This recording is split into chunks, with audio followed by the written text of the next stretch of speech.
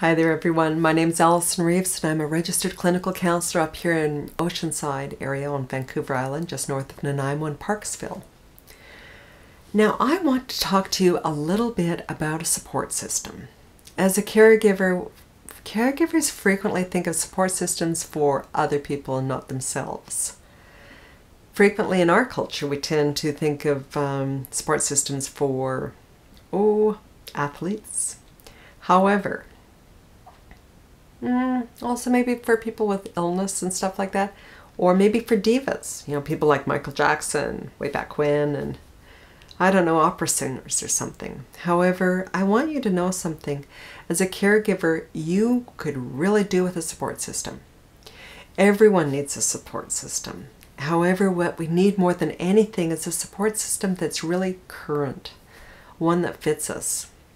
When we were kids, we had a support system usually because it was in our classroom, or maybe in our club, or maybe in our neighborhood, maybe with our set of friends. All those people that you'd invite to your parties or to your dances and things like that.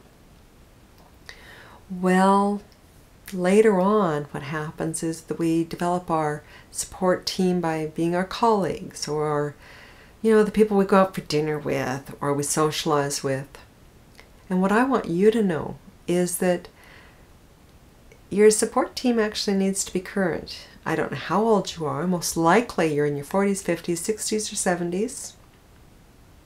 You might be in your 30s or 80s, or maybe your 20s and your 90s. Highly doubtful. However, I have had clients going in all that age range. And I want you to know that you need to have a support team that fits you and your needs right now. So, these are the people that you can turn to, okay? Now there's a whole range for a support team. They're the ones that are way out here, that aren't that common. Maybe you have Christmas cards or Hanukkah cards, or maybe you have celebrations with just on a yearly basis. And then you have people that you can actually call up at 3 a.m. in the morning and go, I can't stand it, I need help. So I'm going to give you a tool here. So I hope you have paper and pen.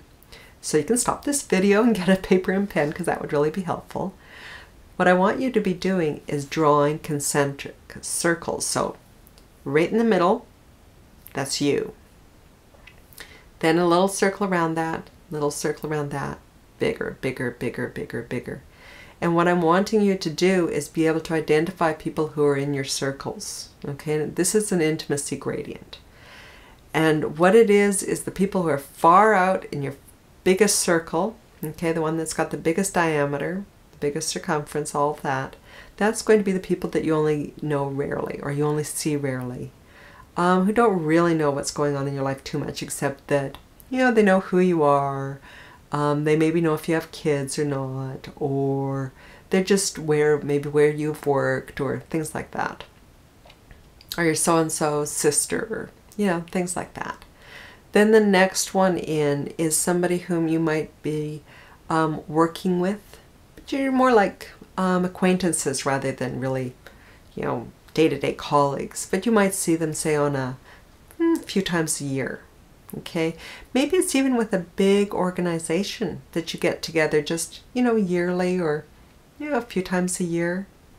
Then you're coming in a little bit more, where these are the people that you run into more frequently. You'll see more than once a month, for example, or talk to more than once a month, or you're emailing. Now, this is an interesting one, because this intimacy gradient can work in a variety of ways. It can be with people whom you actually physically see, or it can also be with people whom you're emailing, or people whom you're phoning. So there's no direct contact, but there's that connection via a different medium. So it's all helpful. What I want you to do is simply come up with the current people who are in your support system. Now this is really important, because what happens is we tend to have developed our support system around work, around the church, around a physical activity, say golf or swimming or boating or hunting or bridge, things like that, okay? And then we have those people that are involved with health. Okay, they might be all the people you've gotten to know through the Parkinson's Center, or maybe through the health care system, or maybe through, oh, I don't know, your email contact on, finding out who you can connect with overseas even when speaking about Parkinson's. So, I mean, there's huge ways of, different ways of having those connections, but those are all health related. And then you'll have your neighborhood. Okay, so everyone's got that because we're all living somewhere. Even if we're homeless, we're living somewhere. We're in a particular city at a particular point in time. What goes on is that who are the people that you see in your neighborhood? So perhaps your neighbors, next door neighbors, perhaps the people down the block, perhaps it's your butcher and your gas station person and your pharmacist and your doctor, maybe your Tai Chi instructor, all those sorts of people, but that's your neighborhood. And then we have those friends. Now, because what we're talking about here is your support system, I want this to be your friends, not your friends that are through the person who has the disease, okay? You will have, say, the couple friends or the family friends. Those are good to identify too. However, I want you to identify who is your friend in amongst all those, because we have some friends whom we connect with only occasionally, and others whom we feel much safer and more comfortable with on a more frequent basis. And then there's some of us that, and this can also be your family. Okay, it's not just friends, it's also family. Some people, and they're a little bit more rare than other times, some people actually have some incredibly close friends. Okay, and they can be for a long time or they can be relatively recent. They're very, very close. It's almost like you speak your own language. You know how to talk to one another. It's like it's twin speak, or you can have your sisters or your brothers, or you can have that faithful friend. I'm not talking about your animals at this point. However, we do have that sort of relationship with our animals at times. I'm actually talking about your support system being human. Okay? So what's going on at this point is I really want you to be drawing this diagram out so that you actually know who currently is, say, your best friend. People you can turn to at 3 a.m. I want to know whom you can turn to call up and say, I need help. I want you to notice who are the people who've offered help and you haven't said yes to yet. More on that later. This sort of thing is very eye-opening because frequently we will be developing different support systems at different points in our lives, but we haven't thought about in our head yet. So we're dealing with something that's rather outdated. And frequently we also find some holes in this. I want you to just simply notice, because what this is more than anything is you gathering information, and so that you can actually take a look at your support system to find out if it's robust enough.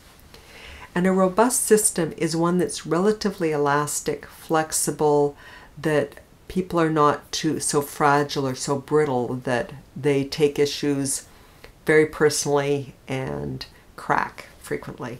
And I think we all know those people, and that might be ourselves, by the way. The people who are on edge all the time, who just, they hear your voice and you can just tell they don't want to know anything more about what's going on. Okay, if you run into people like that in your life, I want you to know that's not your most intimate friend, even if they have been in the past. Not for your life right now.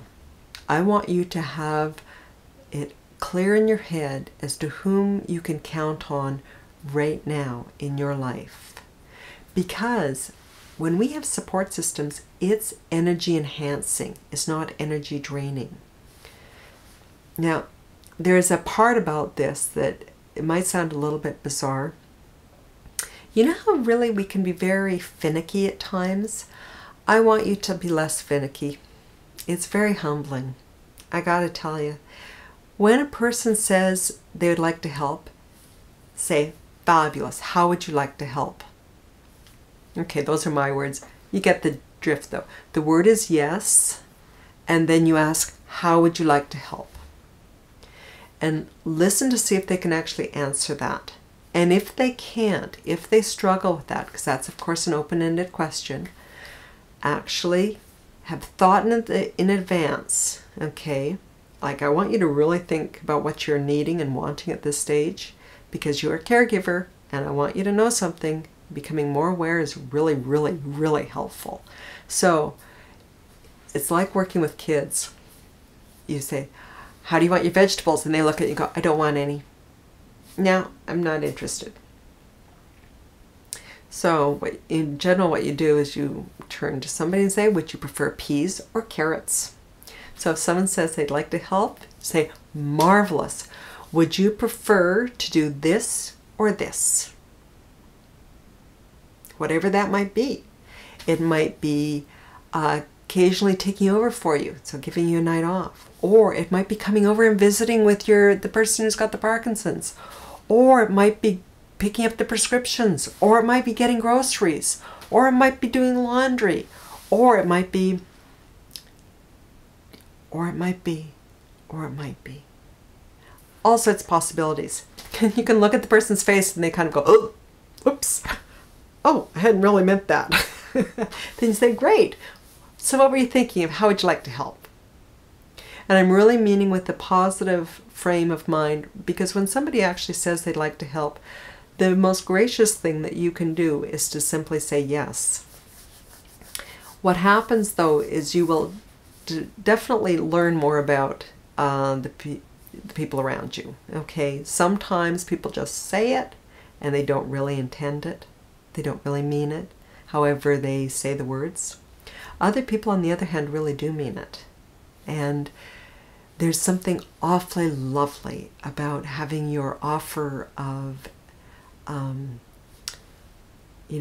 your offer accepted by another person. Do you remember when the last time you actually offered to do something for somebody and they said, yes, thank you? Do you remember how lovely that was to hear? It truly makes us feel good. It's wonderful. It's a wonderful way of connecting. It's a wonderful way of bonding. The other thing is that you will actually find some people whom you hadn't thought of would be the most willing and the most able and the most kind.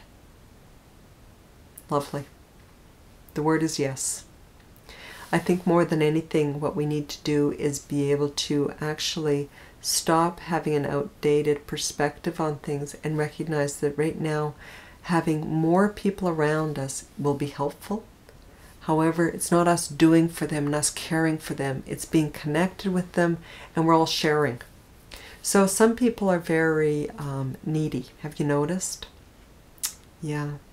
So they're probably not part of your support team. It sounds like you might be part of their support team though. Think about it for just a second.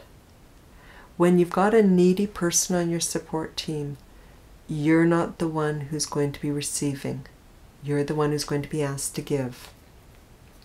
You can let them know, I'd love to be able to be helping you and I just don't have the energy or the oomph or the ability anymore or even the desire. I don't know what you might say. I want you to think about it though, because some people, you want to keep this all very kind. You can just say, I'm sorry, I'm not going to be able to do this right now. However, I hope you're going to let me give you a call, at some point or another when I've got a bit more energy. Please don't hold your breath though, because I'm overwhelmed right now with all of the things on my plate. With the advent of Parkinson's, or with the advent of any chronic physical illness, it really takes a lot of energy.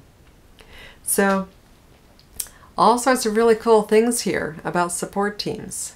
You need a support team. And you can actually ask a person, do you want to be a member of my support team? And if they say yes, ask them, how would you like to be a member of my support team? Okay? And if they say, God, no, then say, oh, rats. I was hoping that I could call you up at 3 a.m. when I'm just overwhelmed with things. And if that brings out a smile on their face, just say, well, hey, could I call you at 10 a.m. though? Okay? Alison Reeves, registered clinical counselor, and there's oodles more to talk about on this. Registered clinical counselor in the beautiful Oceanside area of British Columbia. Thank you.